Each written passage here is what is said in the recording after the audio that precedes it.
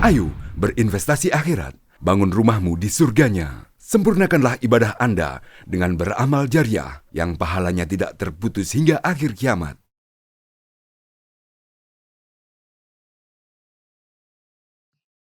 Bismillahirrahmanirrahim. Assalamualaikum warahmatullahi wabarakatuh.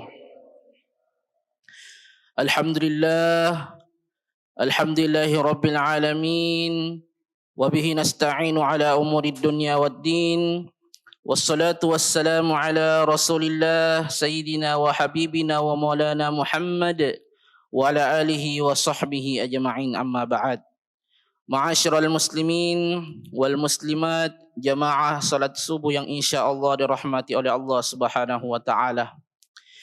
Marilah kita bersama-sama tak henti-hentinya memanjatkan puja dan puji syukur atas kehadirat Allah Subhanahu wa taala, yang mana alhamdulillah Allah Subhanahu wa taala masih meminjamkan kepada kita berbagai macam kenikmatannya, mulai dari ujung kaki kita sampai ke atas ke ujung rambut kita. Allah Subhanahu wa taala berjanji kepada kita, ketika kita mensyukurinya maka Allah Subhanahu wa taala akan menambahnya. La in syakartum la azidannakum. Apabila engkau mensyukuri nikmatku, kata Allah, la azidannakum, maka aku akan menambahkannya. Wa la in kafartum, dan jika engkau mengkufurinya, kata Allah Subhanahu wa taala, inna adzabi lasyadid, sesungguhnya azabku amatlah pedih. Salawat serta salam senantiasa tercurahkan kepada baginda Rasulullah sallallahu alaihi wasallam. Allahumma shalli wa sallim. Di dalam diri setiap insan atau setiap manusia itu terdapat dua hal yang sangat menonjol, yaitu yang pertama adalah sifat-sifat yang condong kepada kebaikan dan sifat-sifat yang condong kepada keburukan.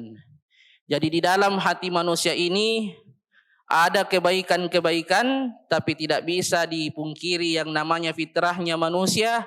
Ada juga keburukan-keburukan yang ada di dalam hati kita.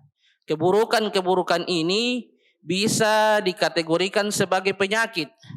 Kemudian penyakit-penyakit ini apabila kita tidak bisa mendeteksinya, maka ini akan berbahaya. Bukan hanya di dunia yang akan kita dapatkan, tapi juga akan didapatkan juga di akhirat. Apa salah satu penyakit yang menggerogoti diri manusia itu? Yaitu salah satunya adalah kemunafikan yang dimiliki oleh manusia.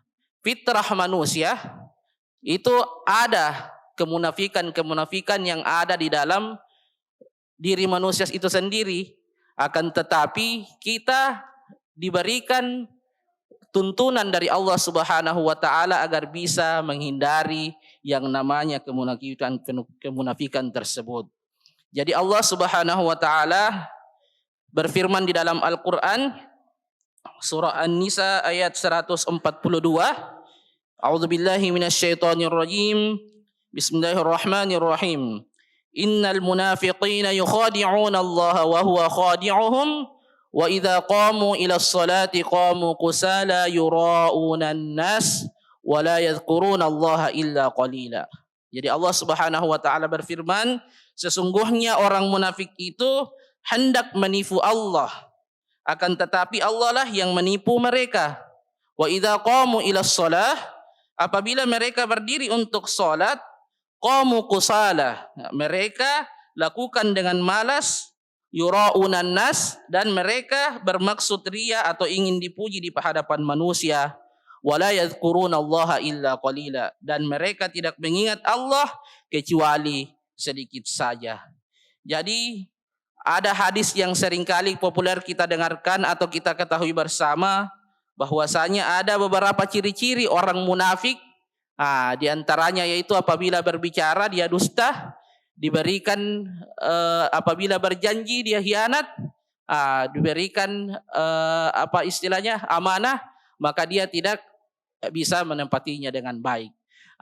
Jadi ini sinkron dengan apa yang terjadi di firman Allah Subhanahu wa taala dalam surah Al-Baqarah ayat 8, Wa minan nasi man yaqulu amanna billahi wa bil yaumil akhir wa ma hum bimu'minin.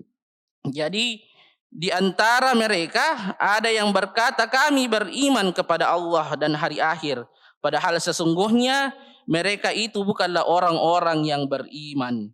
Yukhadi'una Allah walladzina amanu. Di dalam ayat ke-9 Allah Subhanahu wa taala mengatakan mereka menipu Allah dan orang-orang yang beriman, padahal mereka hanyalah menipu diri sendiri tanpa mereka sadari.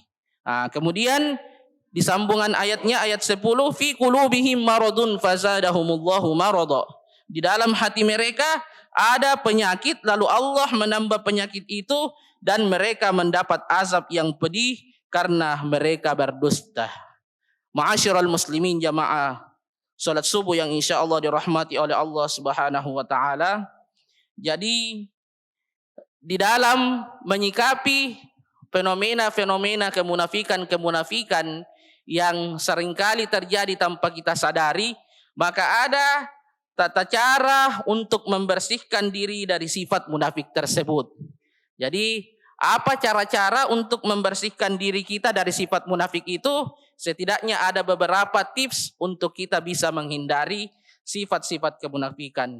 Yang pertama yaitu meluruskan niat kita untuk beribadah kepada Allah Subhanahu wa taala. Jadi segala apa-apa yang kita ingin kerjakan, ingin lakukan, itu dilandasi dan niat kita semata-mata mengerjakannya karena Allah Subhanahu wa taala. Jangan sekali-kali kita mengerjakan sesuatu karena ingin dilihat atau ingin dipuji oleh Allah Subhanahu wa taala. Itu yang pertama. Kemudian yang kedua, menjauhi perbuatan-perbuatan yang tercela seperti hasad, dengki, iri hati, ghibah dan namimah atau mengadu domba. Jadi ketika kita menghindari atau menjauhi perbuatan tercela itu, insya Allah inilah salah satu cara untuk membersihkan diri kita dari sifat-sifat kemunafikan. Kemudian yang ketiga, mari kita banyak-banyak berzikir dan berdoa agar dijauhkan dari sifat munafik tersebut.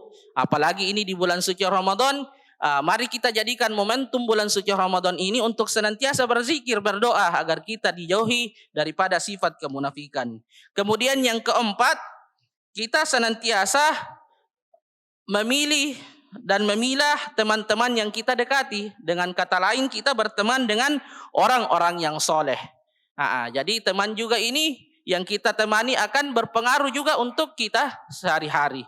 Kalau kita berteman dengan orang baik, otomatis kita menjadi orang baik. Sebaliknya kalau kita berteman dengan orang yang tidak bagus, maka kita akan terjerumus dalam lembah ketidakbaikan juga. Kemudian yang selanjutnya, yang kelima yaitu menyadari bahwa orang munafik akan mendapatkan kerugian di dunia dan di akhirat. Sebagaimana tadi yang dibacakan, innal munafiqina fid darkil asfali minan nar. Sesungguhnya orang munafik itu tempatnya di neraka paling bawah, fil asfali minan nar. Jadi kalau kita sudah menghadapi seperti itu, maka insya Allah kita akan takut untuk berbuat-buat hal-hal yang terjerumus kepada kemunafikan. Kemudian yang terakhir adalah selalu berkata jujur, menepati janji serta tidak berbicara dan berbuat sia-sia. Jadi kalau kita senantiasa berkata jujur, menepati janji, tidak berkata yang sia-sia atau tidak berbicara atau berbuat yang sia-sia, maka insya Allah kita akan terhindar dari kemunafikan. Jadi kita yang mendengar maupun yang berbicara, ini semuanya berpotensi untuk mendapatkan atau terjerumus dalam lembah kemunafikan. Akan tetapi ada tips-tips yang bisa kita coba, yaitu 6 perkara yang kita telah sebutkan tadi. Mudah-mudahan insya Allah kita dihindari dari sifat kemunafikan. Wabillahi fisabilillah, wabillahi fisabilil haq. Assalamualaikum warahmatullahi wabarakatuh. Ayo dukung media dakwah Masjid Agung Al-Akbar dengan ikut berdonasi pengadaan alat multimedia dan operasional dakwah. Usia boleh terputus, pahala jariah mengalir terus.